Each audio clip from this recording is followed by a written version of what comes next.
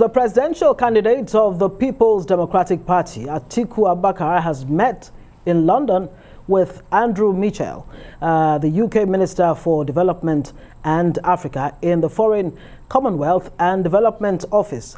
In a tweet, Atiku shared photos of the meeting, saying it was an opportunity for him to share his vision for Nigeria.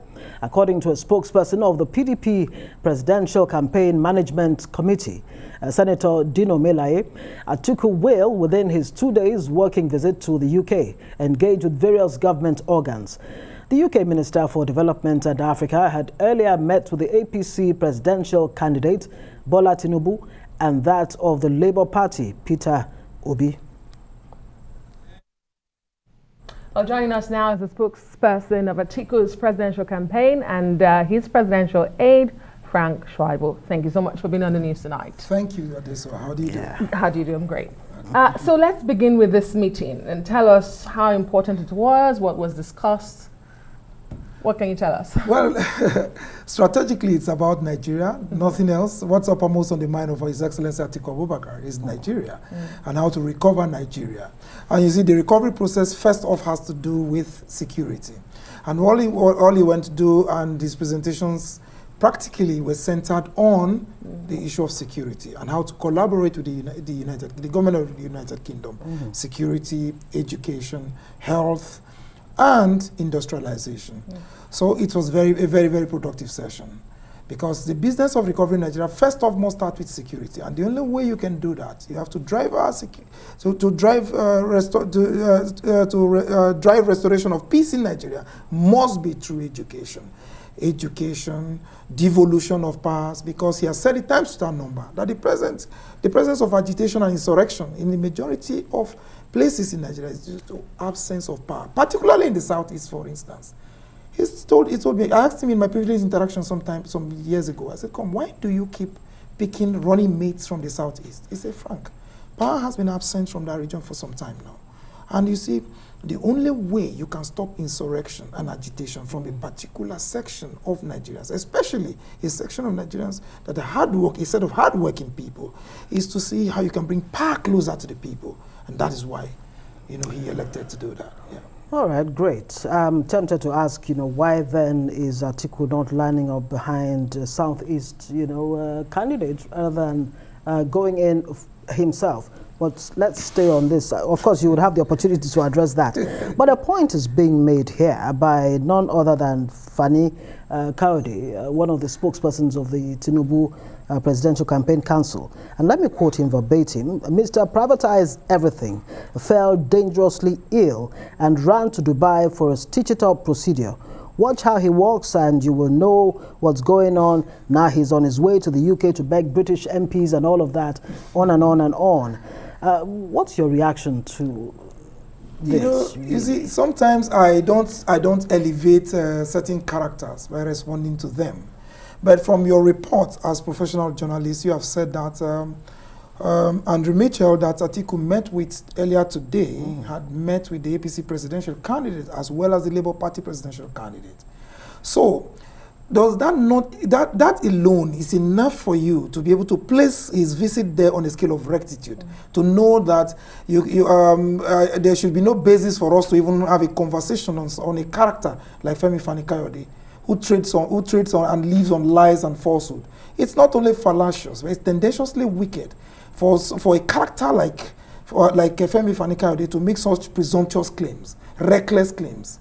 But you see, reacting to him and defending it or saying otherwise will mean that I'm elevating falsehood, to an ontological level. So I don't have a basis to even talk about it. The reason Atiku is in the UK is clear and unambiguous. But his visit is not just about photo ops. No. And I've said why he's there. Right. So, you understand? Yeah, you said why he's there. But I also wanted to ask you, so two questions here. Yes. What did he get out of that meeting? What assurances, exactly did he get? He got the commitment of the UK, the leadership of the UK government, some senior officials of the UK government, in a preparedness and assuredness that they're going to collaborate with him, with his government, when he emerges president, in February 2023. Should he emerge? When he emerges, you can begin to talk about should he. Because they have met with other presidential with candidates. profound respect, I am telling you that I'm speaking. I'm not Andrew Mitchell. I'm Frank Shaibu. And I'm confident and I know that he will emerge president.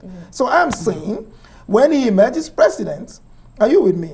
I'm not reporting from London. I'm speaking to him right in the studio here. So when he emerges president of Federal Republic of Nigeria, we are going to collaborate with him on the issues of security, education, particularly the unity seat, where we're talking about devolution of power and so many other areas. So the assurance is there. It's not. It didn't just happen in the UK. How do you really reassure Nigerians? You know, just like it's been referred to, unfortunately, by FFK, they still have to refer to that as Mr. Privatize everything. There is this perception that if Atiku gets his hands on the reins of power, he will more or less hand over Nigeria or sell. You know, Nigeria will be for sale. How mutually beneficial, really? How will Atiku guarantee that whatever relationship he hopes to, have with the UK or any other, foreign governments for that matter, will be mutually beneficial, especially for Nigeria? You see, illiteracy is a misfortune and should never be taken as a privilege. Particularly when I hear the appellation, Mr. Privatize everything. I say that it smacks of wretched illiteracy. Because privatization is what governance is all about in Nigeria now, all over the world, not just in Nigeria. And even the current administration of the APC, when Atiku said he was going to privatize the NNPC in 2019, he was condemned, he was castigated. But as this government was winding down its governance, we saw what happened to the NNPC. Of course, they didn't fully do it because they didn't complete that process. But I saw that they took steps.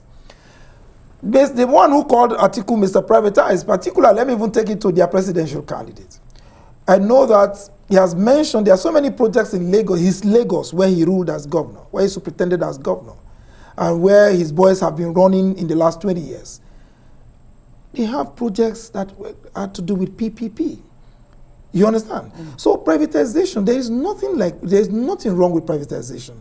In Nigeria, when Atiku superintended over the privatization process in Nigeria, if you have read Malam El-Rufai's book, The Accidental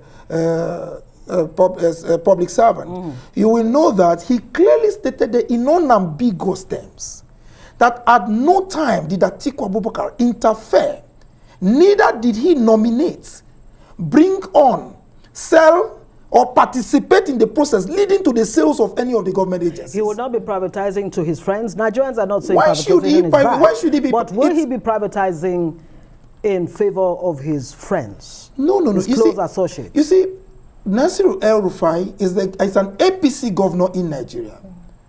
And with profound respect to him, that book is a well-authored book. He took his time to put those, to document his time in office as both the head of the Bureau for Public Enterprise and as Minister of the FCT. And it is well documented there, where he clearly stated that, look, this man never interfered in the process. Okay, he will not interfere in the process. Right. He cannot interfere in the process. He has no business selling any of the properties because the president of a nation, even as vice president, when he was chairman of that privatization committee, he never interfered with the process. Okay. So is it now as president he will want to sell anything to his cronies? No Nigerian can point at any of the government agencies that was privatized under President Obasanjo's administration that was sold to any of Atiku's associates. Yes.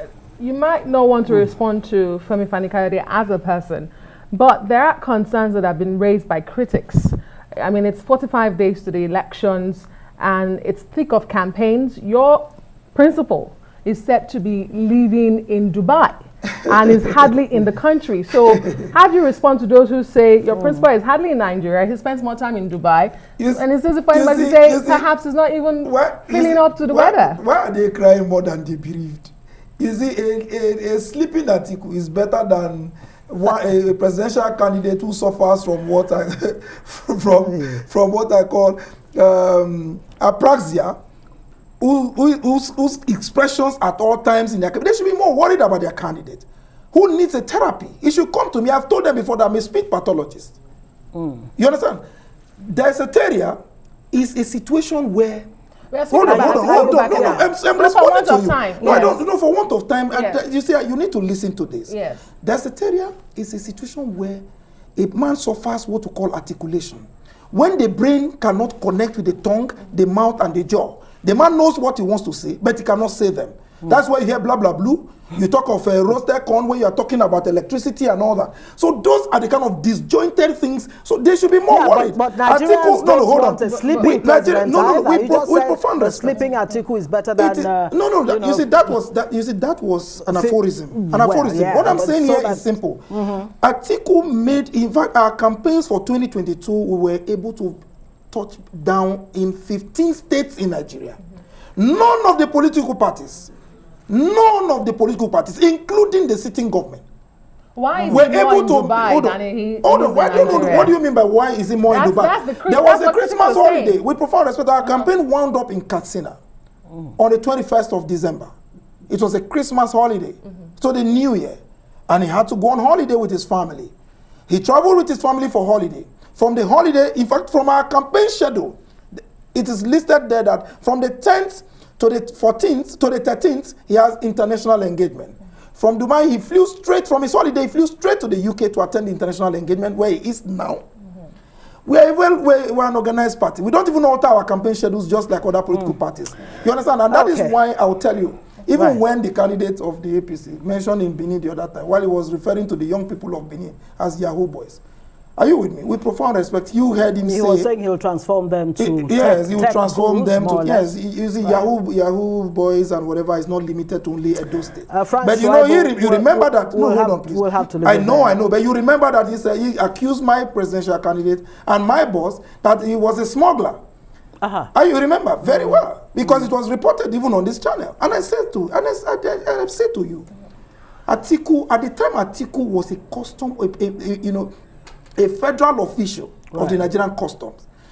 The NDLA was not in existence. Atiku was in charge of enforcement and drugs. And he was able to stop some other characters. You understand? To stop the presidential candidate of the APC and his associates from bringing drugs into Nigeria. Himself and his associates, that he was in bed with in the United States of America at that time. Unfortunately, that's where we have to leave it. Frank Shaibu is a PDP Presidential Campaign Council spokesperson. Thank you very much for joining us. Special Assistant on Public Communication to Atiku. Absolutely. Thank you very much for joining us on Newsnight.